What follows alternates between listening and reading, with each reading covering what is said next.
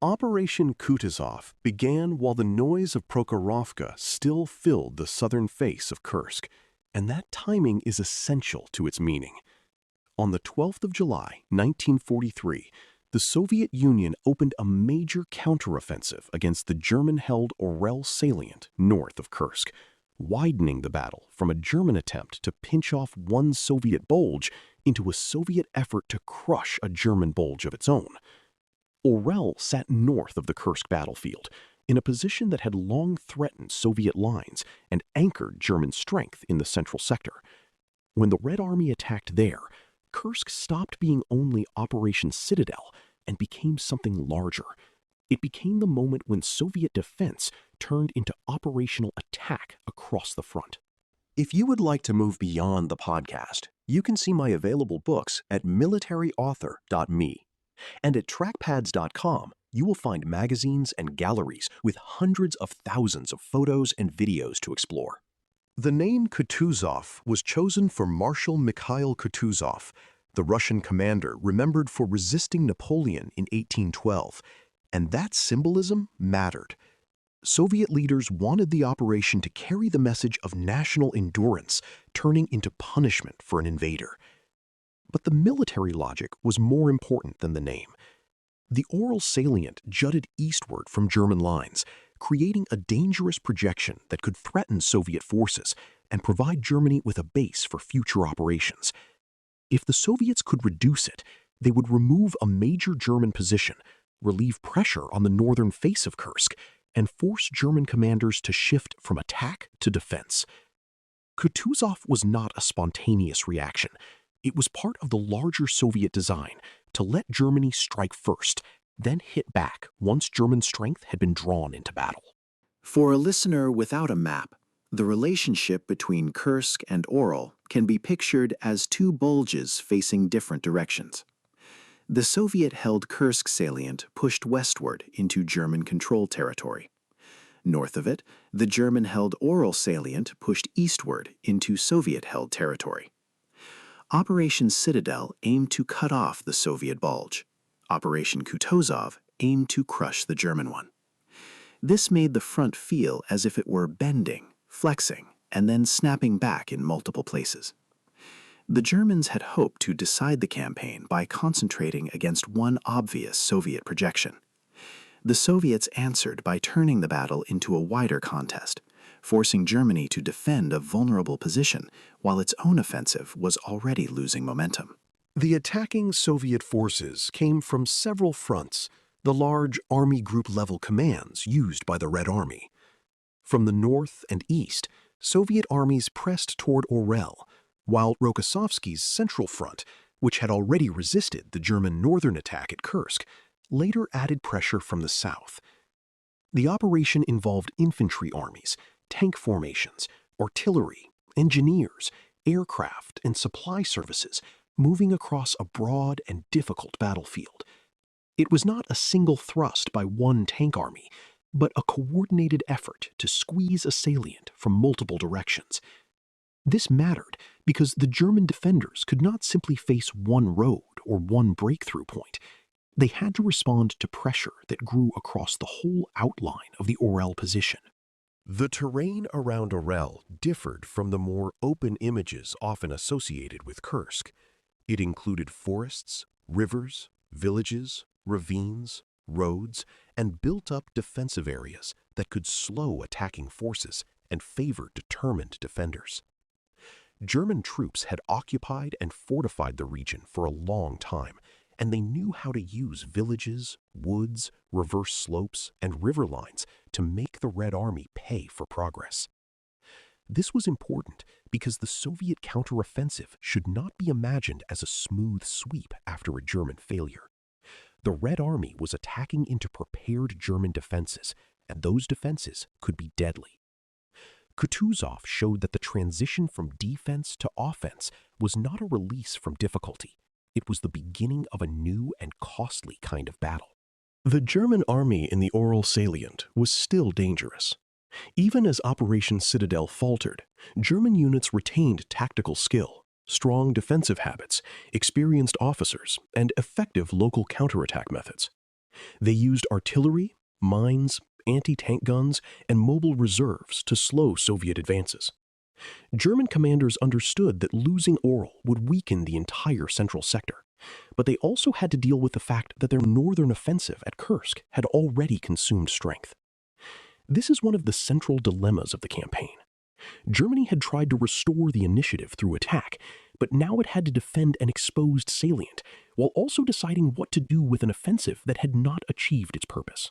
For the Soviet side, Kutuzov tested whether the Red Army could turn the careful patience of Kursk into sustained operational pressure.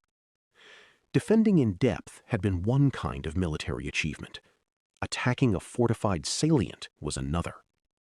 Now Soviet forces had to coordinate artillery preparation, infantry assaults, armored exploitation, engineer work, river crossings, road repair, and supply movement under fire. Mines had to be cleared, German strongpoints reduced, and mobile formations committed at moments when they could widen a breach rather than become trapped in front of anti-tank guns. The Red Army had improved since 1941, but its offensive methods could still be blunt and costly. Kutuzov was evidence of growing Soviet strength, not proof of effortless mastery. Artillery played a central role in the Soviet offensive. Before infantry and tanks could move, guns had to batter German positions, disrupt communications, and suppress defensive fire. Soviet artillery had become more powerful and better coordinated as the war progressed, and massed fire could open the way for assaults. But artillery could not solve every problem. Once the barrage lifted, infantry still had to cross dangerous ground, tanks still had to avoid mines and hidden guns, and engineers still had to make roads and crossings usable. The Germans, for their part, used their own artillery to punish Soviet concentrations and delay follow-up forces. Kutuzov was a reminder that armored warfare in 1943 was inseparable from the artillery battle that prepared, supported, and sometimes stalled movement. Tanks mattered in Kutuzov, but they faced a different problem than German armor had faced in Operation Citadel. During Citadel, German tanks had attacked into Soviet defensive belts built to break momentum. During Kutuzov, Soviet armor now had to solve the attacker's version of the same problem against German defenses. A Soviet tank formation that entered a gap too early could be hit by anti-tank guns or counterattacked before infantry and artillery had caught up. A formation held too long might miss the chance to exploit. The key was timing, and timing depended on reconnaissance, communications, and command judgment. The Red Army was learning how to combine mass with sequence, but the lesson was being learned in combat at great cost. The effect on German decision-making was immediate and severe. Once Kutuzov began, the northern half of the German position could no longer pretend that Operation Citadel was still the only battle that mattered. Model's 9th Army, already stalled on the northern face of Kursk, now existed in a front where Soviet pressure was growing behind and around the Orel salient. German reserves that might have supported renewed offensive effort had to be considered for defense.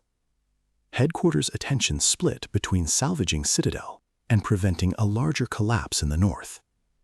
This is how campaigns begin to die. Not always with a single dramatic defeat, but when the enemy forces the attacker to answer too many crises at once. The widening front also changed the emotional and operational atmosphere of Kursk. Until then, Germany had been the side formally attacking, even if its attack had slowed. Kutuzov made the Soviet counterstroke visible on a scale that could not be dismissed as local.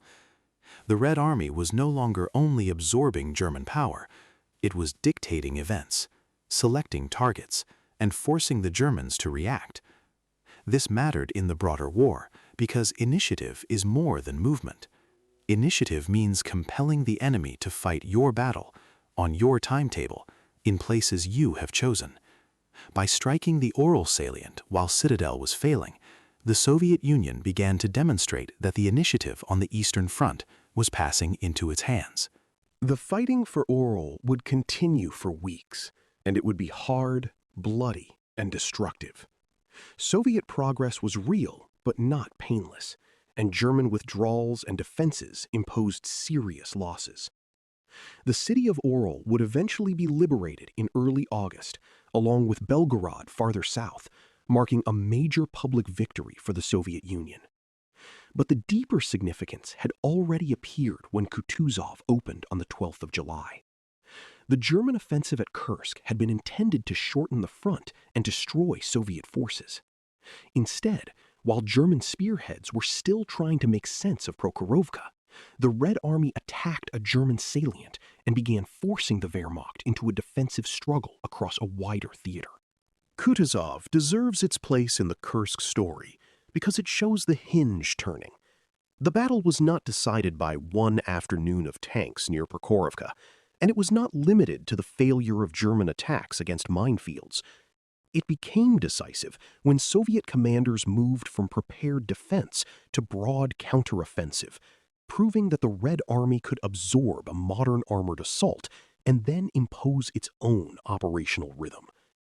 In the history of armored warfare, this was a major lesson. Tanks and mechanized forces were not only tools of breakthrough, they were parts of campaigns that depended on timing, reserves, supply, and the ability to widen success beyond one sector. Operation Kutuzov made Kursk fatal for Germany because it transformed a stalled German offensive into the beginning of a Soviet strategic advance. You've been listening to Famous Tank Battles. These battles were never just about machines. They were about doctrine, terrain, firepower, logistics, and the hard problem of turning shock into victory. For more military history writing and books, visit militaryauthor.me. And for magazines, podcasts, and a massive archive of military photos and video, visit trackpads.com. Thanks for listening.